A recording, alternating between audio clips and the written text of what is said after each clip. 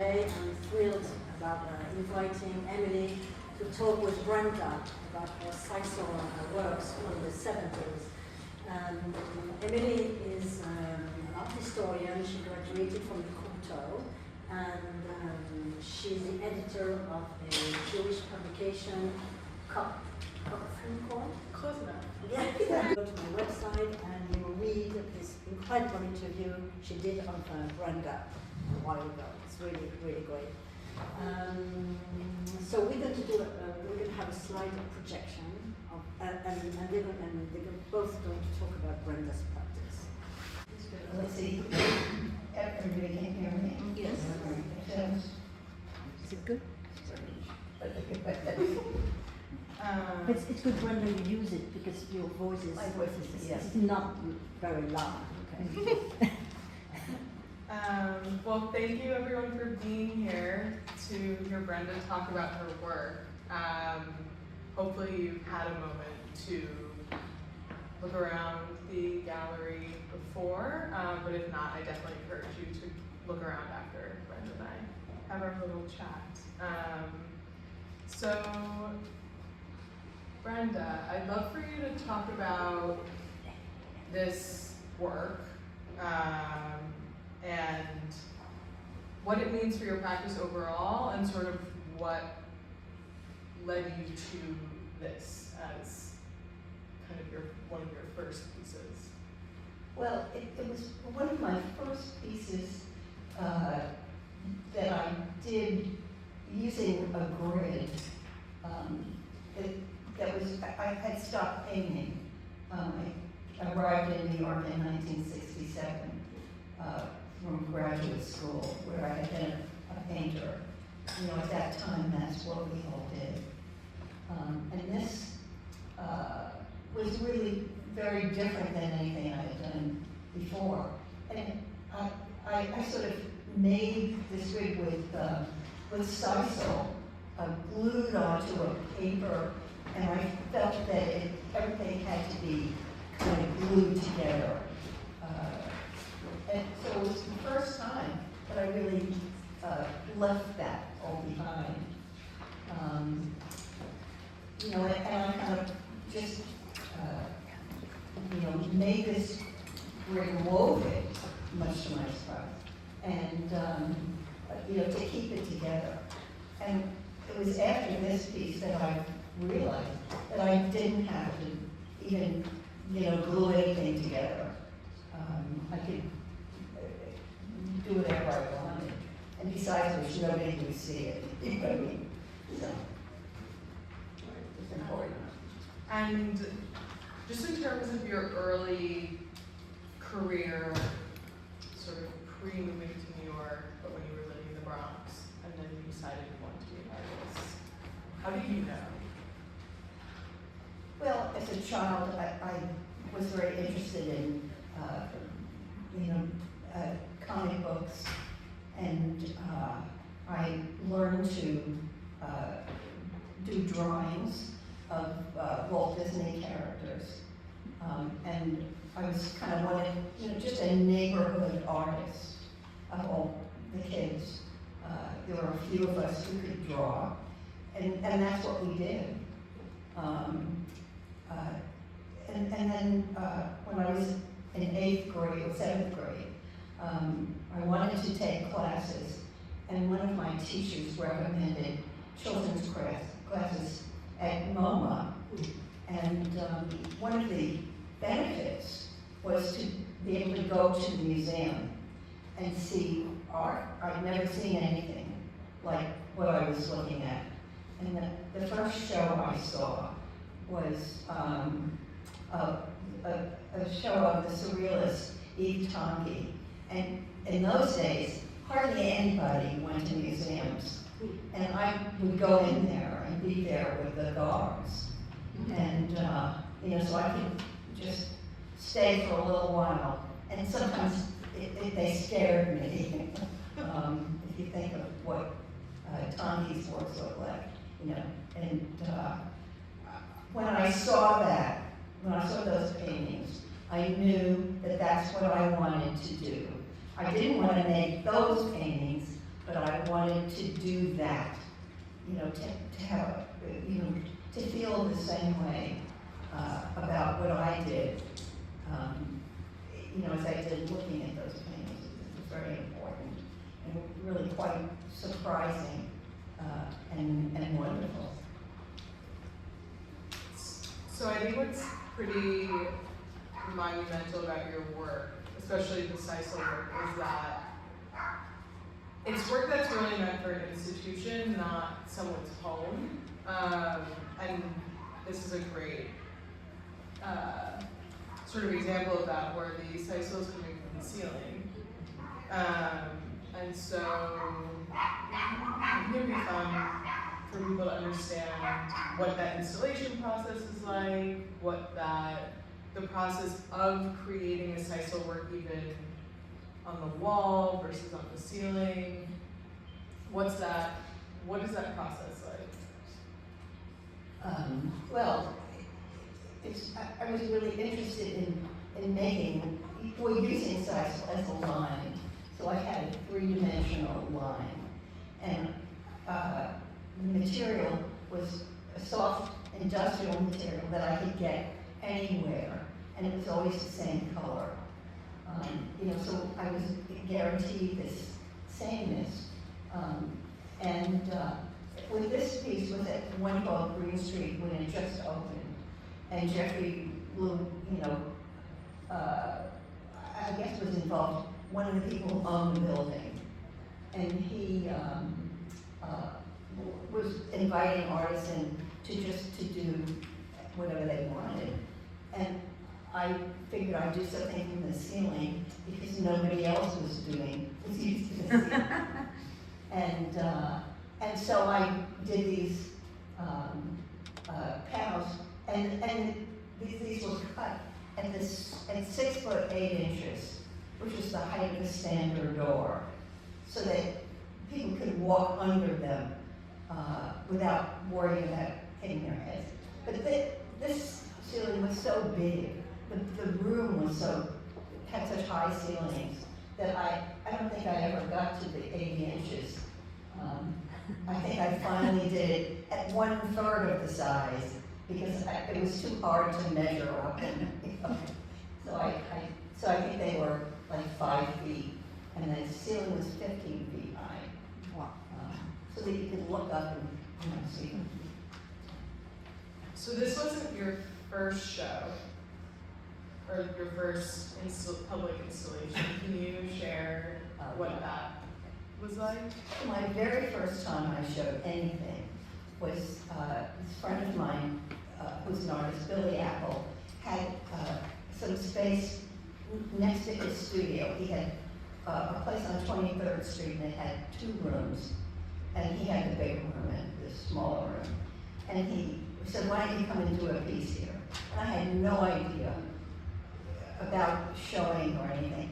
And I was working on a piece that was made with a weather balloon that I blew up with a vacuum cleaner. And I covered it with some kind of this fabric that I made. I don't even know what I made it with. But anyway, the air kept kind of coming out of it. So I spent a lot of time blowing it up. And it was only for 2 days, the weekend, that I did it. And only 2 people came, because I didn't know that I was supposed to let people know that I was doing it. Of course. So the 2 friends who I told came. So that was my first experience.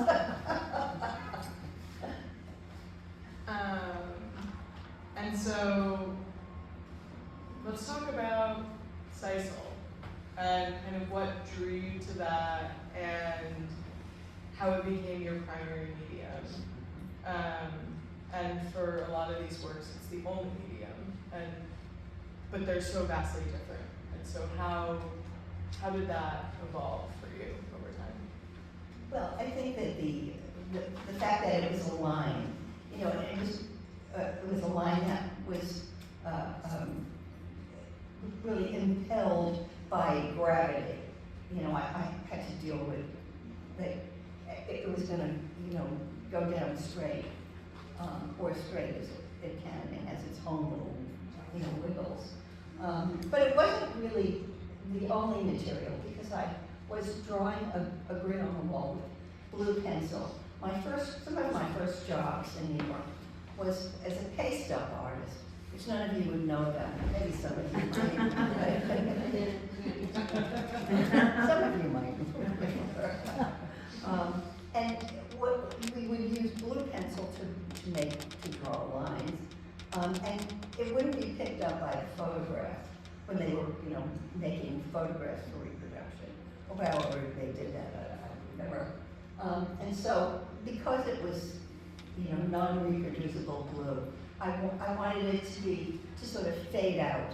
So when I began to make diagrams and realized I could get pretty, complicated, almost anything I wanted with, making the diagrams meant that I could sort of do these drawings with numbers.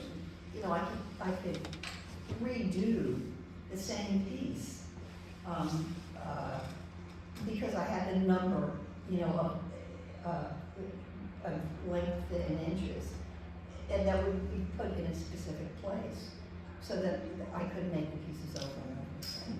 And I just like the idea of that, the impermanence of it, of not having to keep it up and to be able to take it down and remake it any place I was. So you're mapping everything out ahead of time, like these really intricate diagrams. Are you visualizing what that's gonna look like? Or are you creating the diagram and then when it's installed, that's kind of the moment that you recognize the work? I think both. I mean, that's what was interesting, is that I could do this. And I had an idea of what it might look like, but I wasn't sure. And it wasn't so specific, so that I could take it off. I mean, you could see a little bit of the grid, and it didn't matter. Even though I was using this blue non-reproducible pencil, you still really could see it a little bit, but then you could kind of walk it off in a way. I mean, it was more visible when I did, let's say, Collapsed Grid, which is a piece I did at PS1, and we'll see some of the photographs of it. And because it was a whole room, and I didn't use blue pencil, I used chalk lines that carpenters use, so you kind of get it at two ends and pluck it, and you have this great straight line. And then, but they would get walked off, So it was kind of another way of doing these pieces, so that they were really pretty. They were different, but they had a lot of similar traits. Can you talk about the importance of having the diagram, but the piece itself being ephemeral, and sort of what inspired that for you? Well, I think that the diagram was always there, but that was kind of the most permanent thing, was the diagram. And then, you could, make it, show it for a while, take it down, throw it away, and, or even walk that off. So then you had this set of, two principles in a way. One was the permanence of the diagram, the impermanence of the piece, where you could, pick it up and throw it away. And then later on, had the way I'm making these pieces now, which is where they actually have a certain kind of permanence, because they're, as we see them now, these pieces have a real grid, a three-dimensional grid. I don't know what to say. With fishing wire. Yeah, no, this is not fishing wire, no. This is, Hanging picture wire. picture, this is, yeah, this is picture hanging wire. A picture hanging wire. And it's, I picked it especially because it was picture hanging wire, and since I'm making art, why not? Yeah, exactly. Maybe I'm not sure. So this work,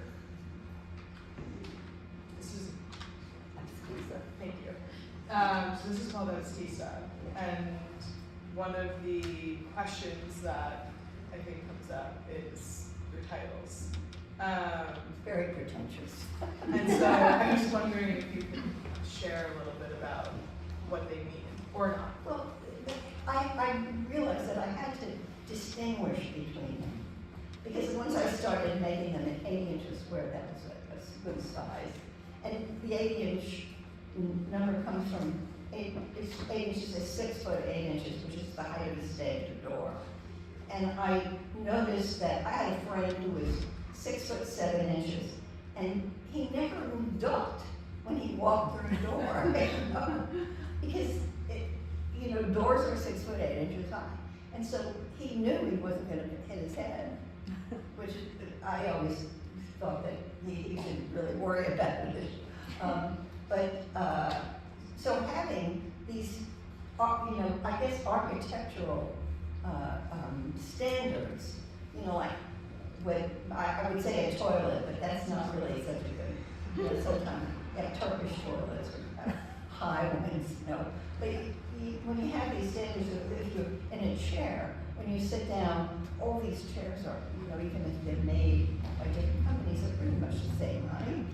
And I think with the door being that height, it is, it's a good standard, it's a good size of how we view the world.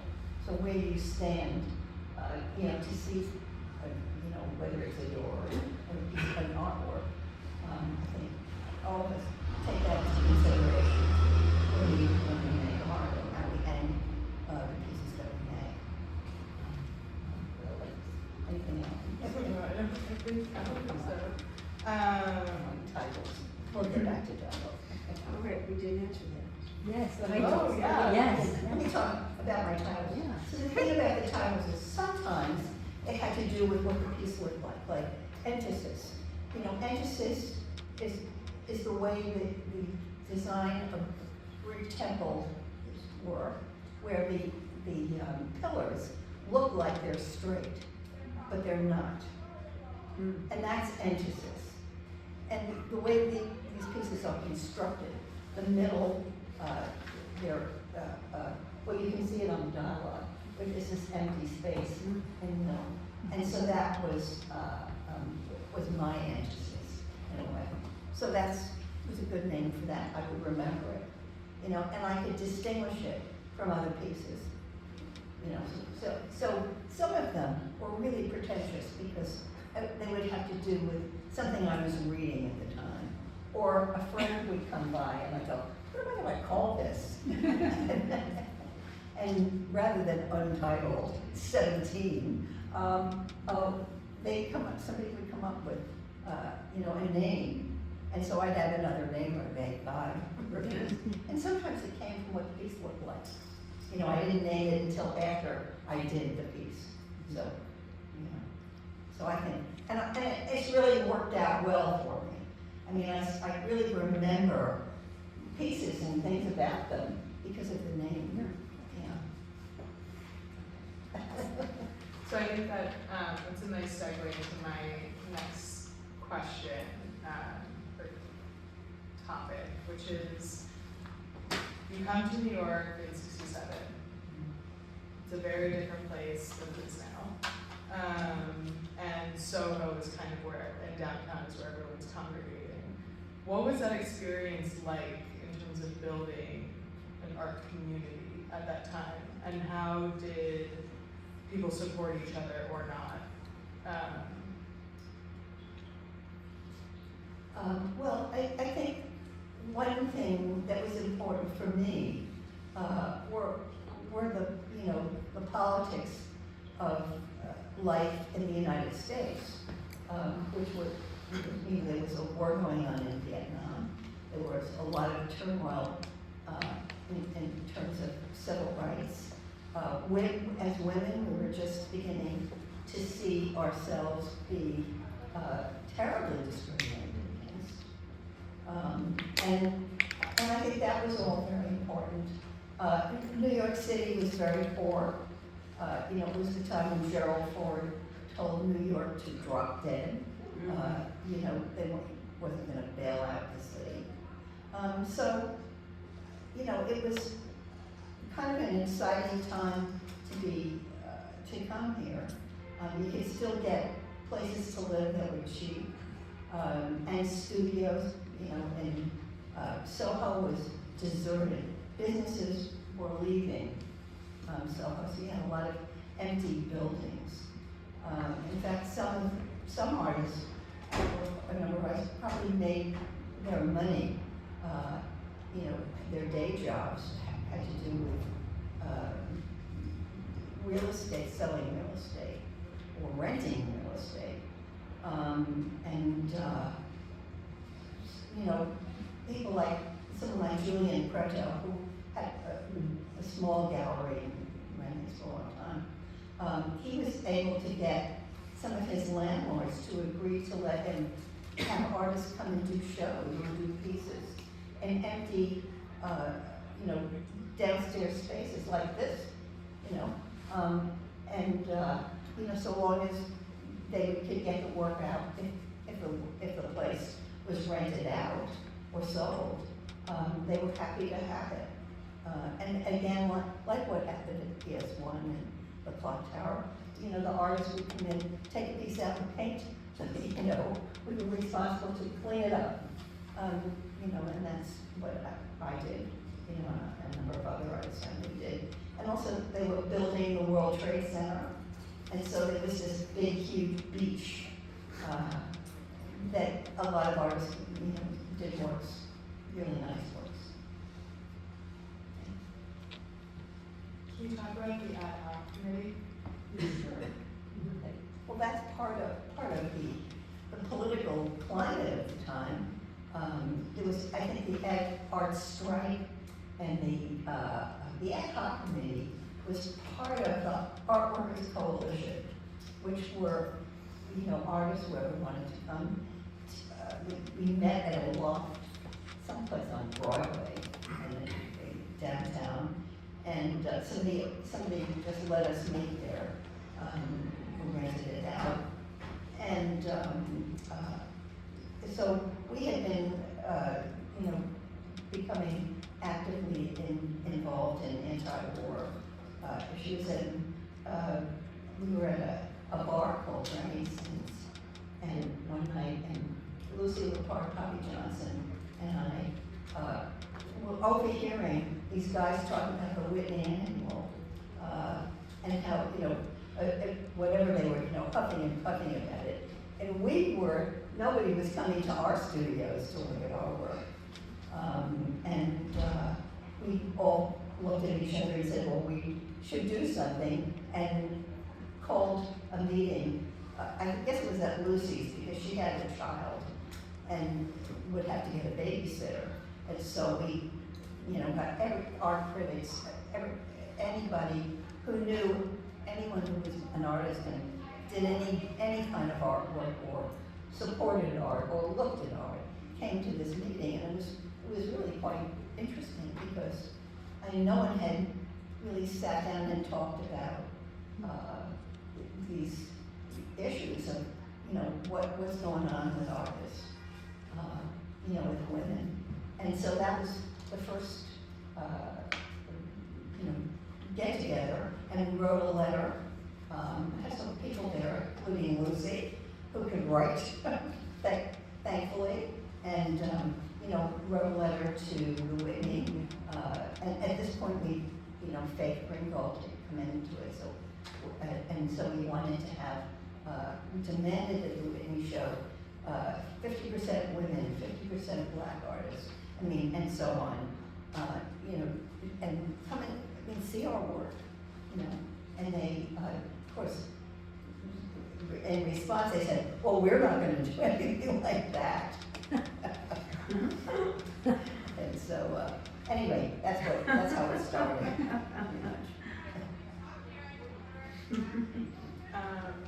you want to tell us a bit about this diagram and how Is that Debbie? it's Dianthorus. Oh, okay, so it's that, that's the diagram for that piece. So the diagrams themselves are quite interesting. You know, because however, I mean, you can sort of see this is worked on a diagonal,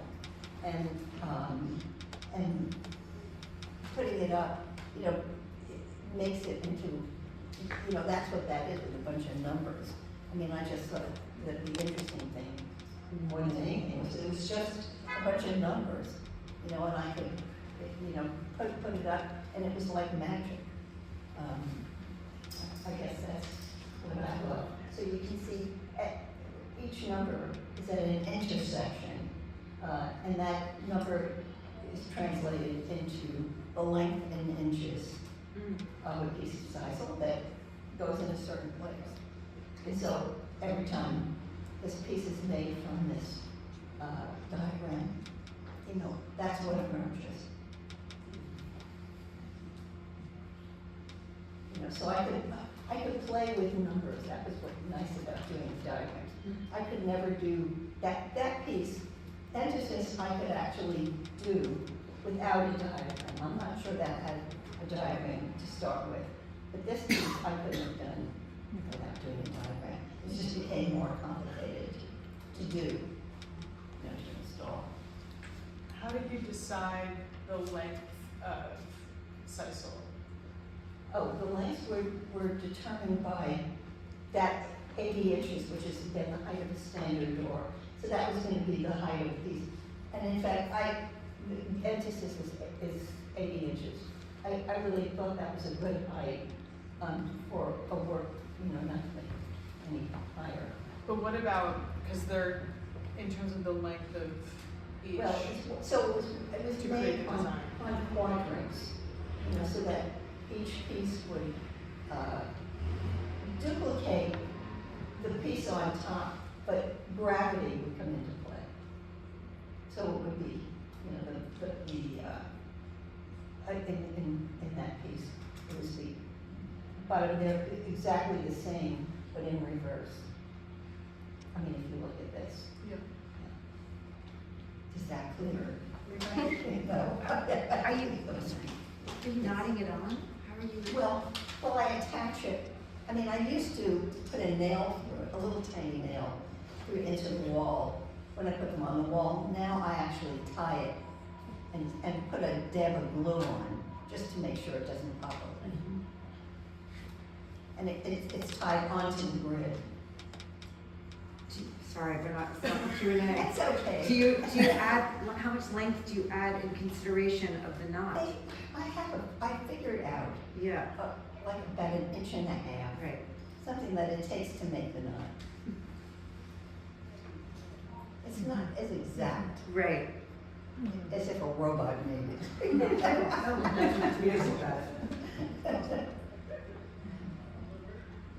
But every time I make one, it looks the same, so that's good. I figured it must be exact.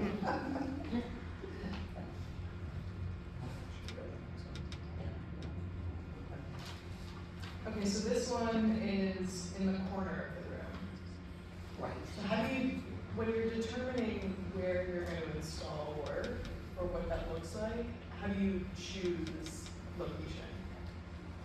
Well, I choose location by what's available. So I have done pieces on a corner, and this is a piece that that I sold and was installed for a really long time. It isn't at this moment.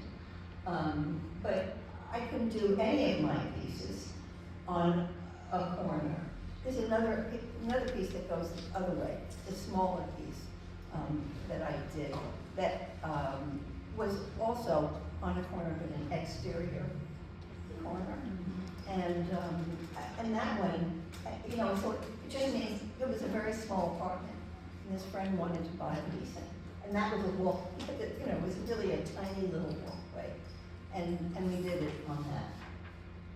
So there are a couple that I've done, you know, that were on a corner because that was available. And it's direct, this is directly on the wall? Yes. Mm-hmm. And so that means that each It's the same, exactly. piece is nailed into Yeah. the wall, Yeah. Mm-hmm. which you did all by yourself. Well, sometimes I did it myself, and sometimes I had help. It depended on what I needed to do. Magnus was very graciously came to help me. I didn't do any of this. But I think it's important for people to know that the work is extremely labor intensive, and you were making these pretty much by yourself. At the beginning. Yeah. Yes. And I had much more time. Time is always a consideration. So when I had to, you know, had a time constraint and was going to show it, and it was in a show that it was opening at a certain time, I had a pretty good idea of how long it would take me to do it alone or have somebody help me. You know, and I would, you know, I think one of the things that young artists did was we all, you know, would help each other, and it helped, you know, us pay the rent. So. And in terms of the kind of work that artists were making in New York at the time around you, I feel like in many ways all trying to answer similar questions but coming at it from completely different ways. Can you sort of talk about what that was like in terms of going to see other people's shows and how it did or did not impact your own practice and vice versa for others? Oh, well, I think that was very, very important to see works of other artists that were going on that were right next to you. You know, Michelle Stewart was a good friend of mine, and, you know, was hanging out in her studio and seeing her work. What a, you know, fantastic. I mean, Nancy Spiro, I mean, people were doing such wonderful work. And you just got to see what everybody was doing as they were doing it, you know. It was, you know, similarly to how I felt about the,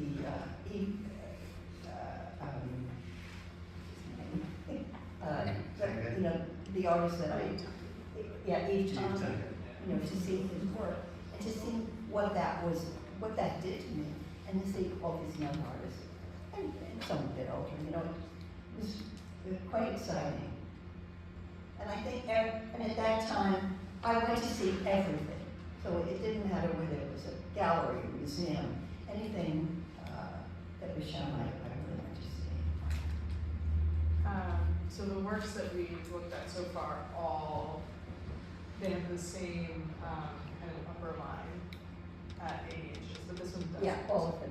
That one is 80 inches. Yeah. At the top, but then what about under? Well, It sort of if goes you like look this. closely and you look at these are sort of like every other box. Oh, sorry. So sorry. Not used to speaking with a microphone. Yeah, there are a couple of pieces that I did where I just wanted to see what would happen if I, you know, did them in this way. And I don't know. You have the The other one, ten stripe. yeah. Mm-hmm. So you just have to look at you know, I was doing them in just any way I could see, you know. There wasn't a rule that I had to. Well, you did create limits, like certain limits and restrictions in a way, which I think was important because. Yeah, for each piece. Yeah.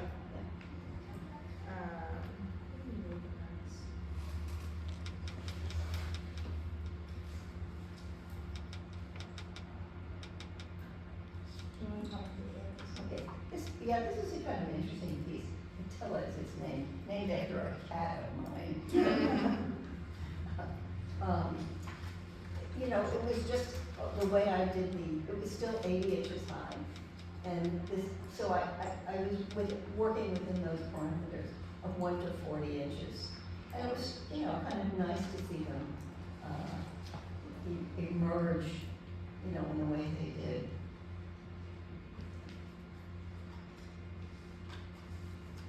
Do you have any questions about that? So I think we just have a few more sisal pieces with interesting names. Right. And I'm wondering if you could talk about the titles for them. Okay. All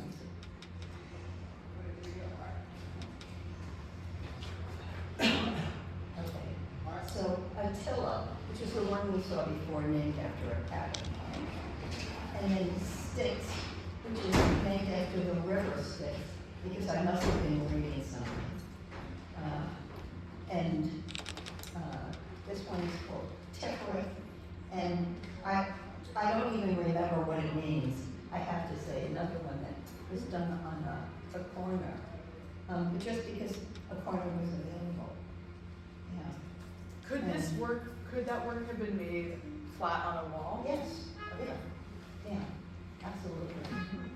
And all of these pieces, in the way they're made, with the picture hanging wire grid, can be Corner. on a corner as well. Yeah. Okay. I think if we move to some of the text work, or actually this would be great. Okay, so let's talk about PS1. Okay, this isn't PS1, this is actually Portland Center for Visual Arts. Let's talk about Portland Center. Okay. Well, it's in Portland. It's a very wonderful place. And I did a show, I was invited to do a show there with Alice Aycock. And so I only took pictures of mine. But you know, photography at that time was really not so easy as it is now, with all of us having our phones with a perfect camera in it. It was really tough. And finding photographers who could photograph art was really sometimes difficult. And this building was beautiful, but it had skylights, so you couldn't control the light. And I know I was very disappointed in the photographs. I had taken some slides before I left, but they had someone who had volunteered, and I don't think he really, I don't know, I felt like he really didn't have a lot of experience photographing art. And now I really think it had to do with the lighting in the building. Because as beautiful as it was to see when you were there, it made it that much more difficult to photograph the art.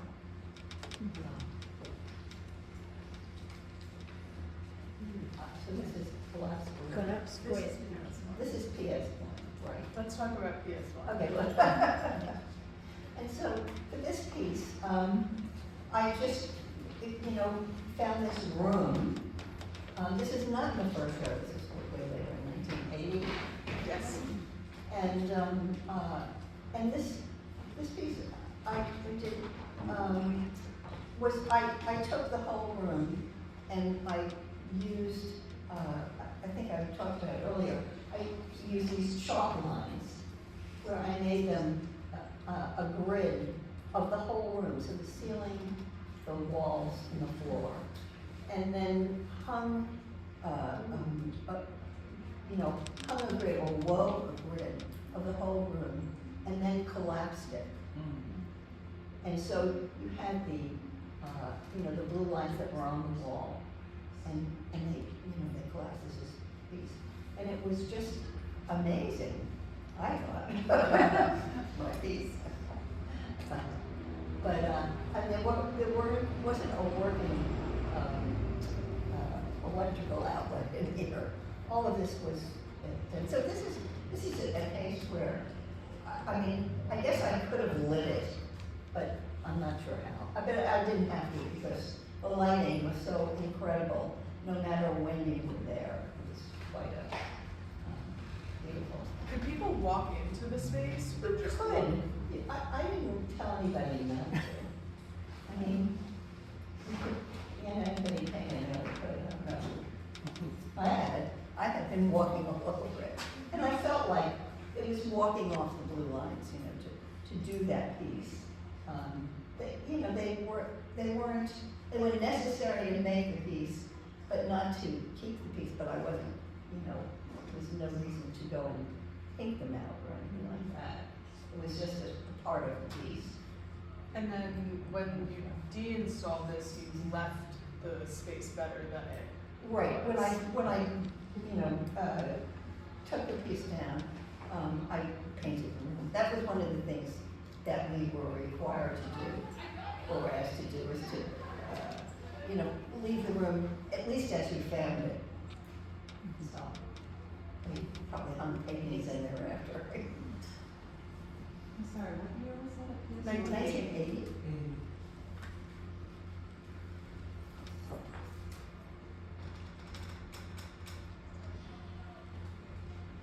Anybody ask any questions that you want I now? have a question. Yes. So when you say that you installed them on the chalk lines, you're using the nails as always, and then when you say you collapsed it, did you just allowed some of it to fall in? Oh, yeah. All of that fell down. So that all of this, if you think of this room, think about this room, and there was just a grid encasing all the walls and the ceiling and floor. Right. And then I let down one, I would say about a third of it. Mm. Yeah. Mm. It's a Just fantastic collapsed it, piece. so it stayed up, but Yeah. it was really different. And when you were doing the installs with the little nails, Oh, this one. no, I mean the other little ones, nails. the pieces like this, when you were doing that, Very different, yeah. but when you were showing up to the gallery to install your piece, you had all your numbers pre-cut? Like your 1, Yeah, 2, 3, actually, so you I had little did. baggies of 1-inch ones and Absolutely. 2-inch ones? And I wrote on it every day. I've got your brain in my brain now, okay. Because it's I a just good needed question. to sort it out. It's a good question. And Yeah. we still, it's a little different now, but we still have them cut, because I can do them in my studio now. Right, and then, right, because you're So nodding and if- gluing if them. somebody is always, cutting the Right. paper, Yeah. attach them, and people were need to cut the size. Right. This is a piece called Separate but Equal, and this was done, I think, 84. I did it in a gallery at any time. 81? Yeah. And so this was sort of interesting to make these rooms, and then I might collapse some, or make them like this is, these two kind of rooms that were different sizes, but I used the same lengths of sisal.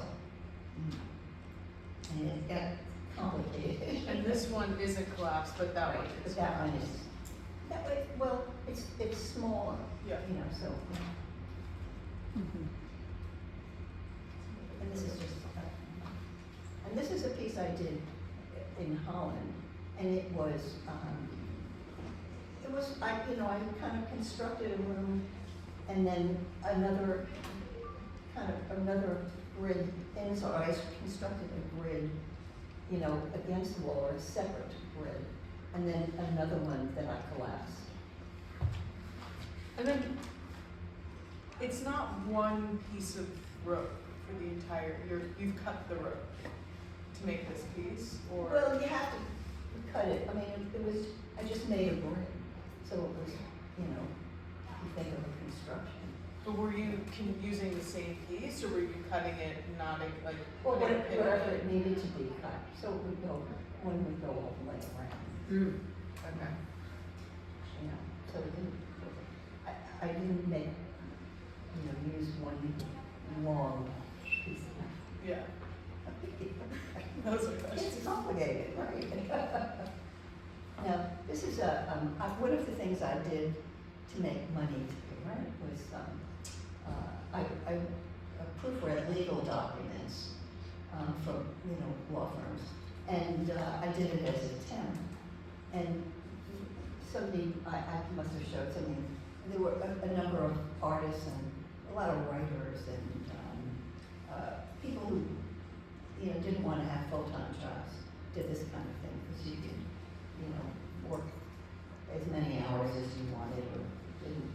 And they moved their office and asked me to, you know, not a whole lot of money, but it was kind of fun to do, to give them. So this is in CTVs. This is you installed this for yeah, them. yeah. And then I guess they moved out one day and threw it. I told them to do that and they did it. To throw it away. Just throw it away.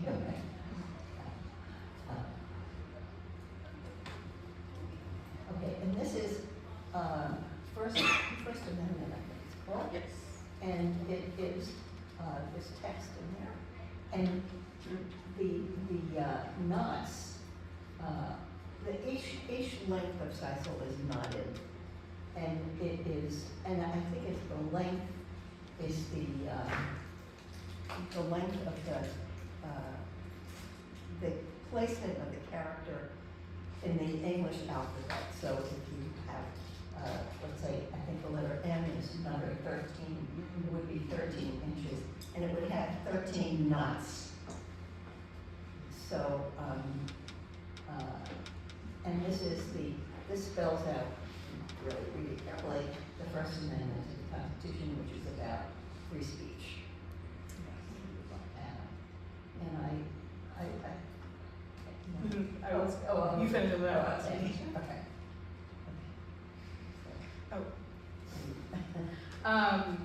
So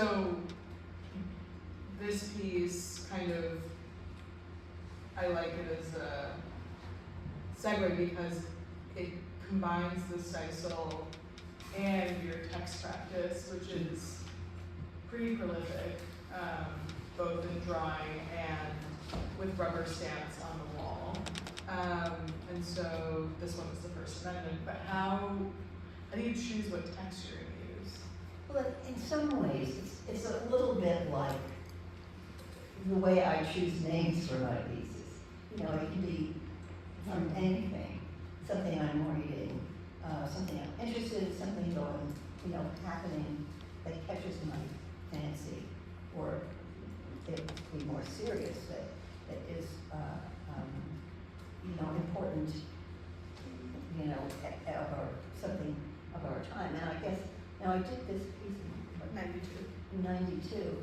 So, you know, what's happening now isn't so far away from, you know, what's been going on for a long time. And I think there's always been a problem with, you know, what constitutes, you know, freedom of speech. And so I felt that with these, to write it out and then reiterate it with the knots so that it was there, even if it was being covered up, but it was still there. You know, so there's some power in that, you know, it takes a lot to eradicate, you know, what is law, what is, you know, what we believe in. I think this might be a good time for questions, if anyone has any.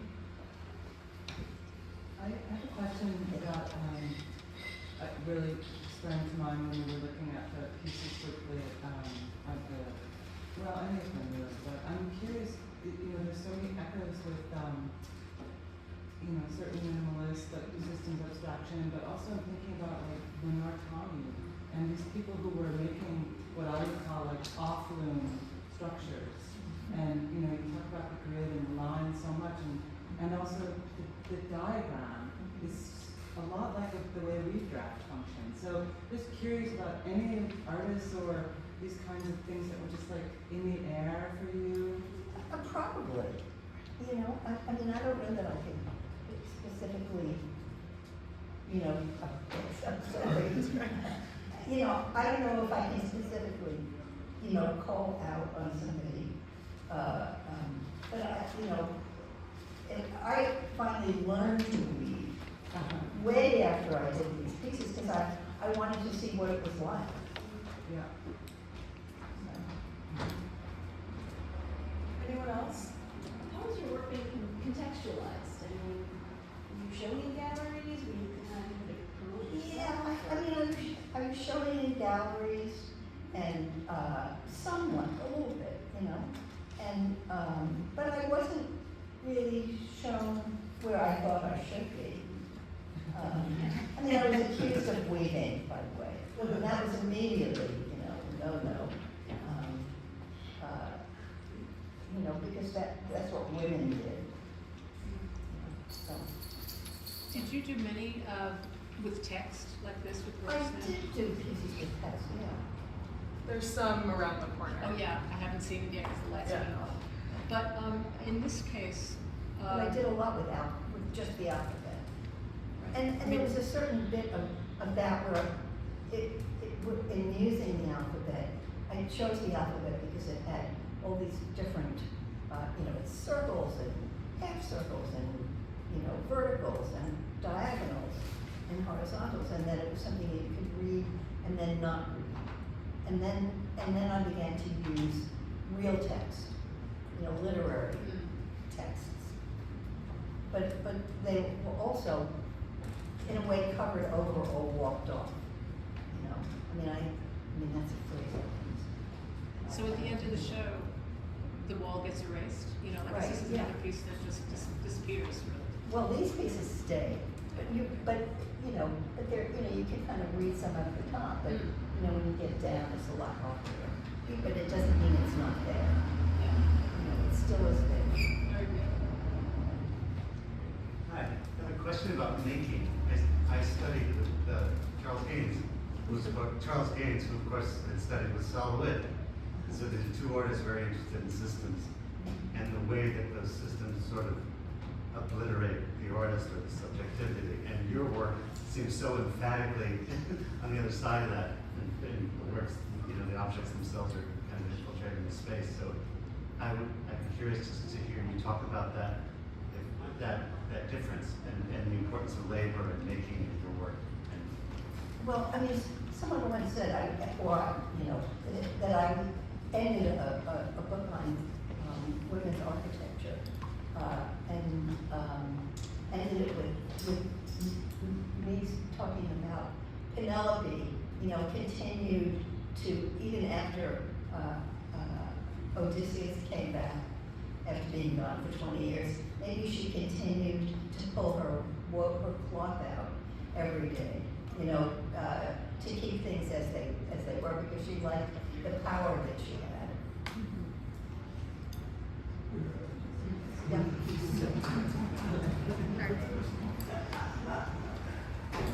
I just want to ask maybe a more basic question, just going down to your affinity with the grid and what the grid represents for you. Like, I know Agnes Martin talks about the grid being this kind of perfect state.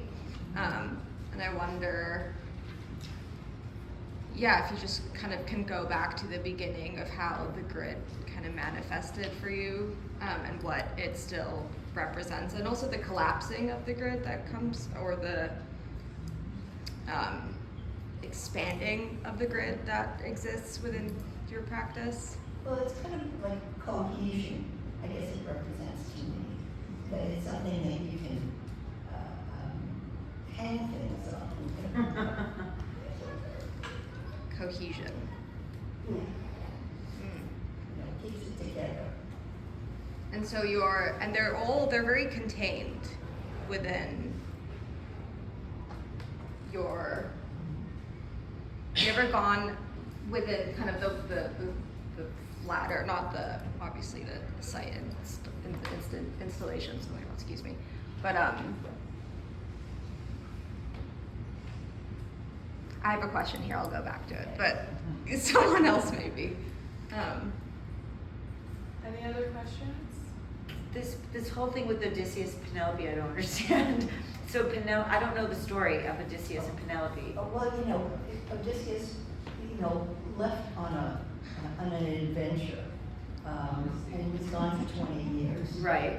And Penelope was Penelope was being courted by a group of suitors who wanted his land and his power. And as a woman, you know, she had some power, but not the power to take his, his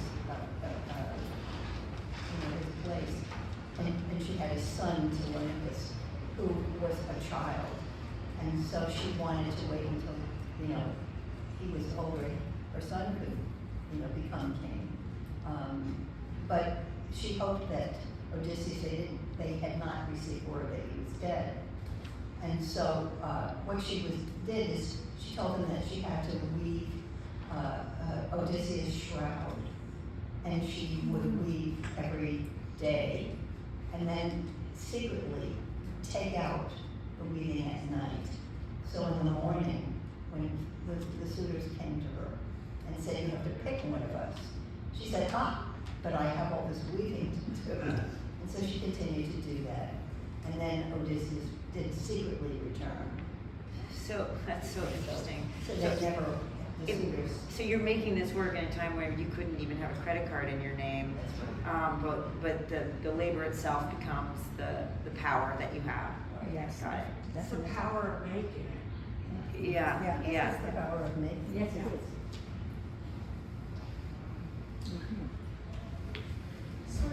Hi there. Sort of in the same area. Since you said that the grids represent cohesion for you, and earlier you spoke about your political activity. Sorry, am I speaking on? Yeah.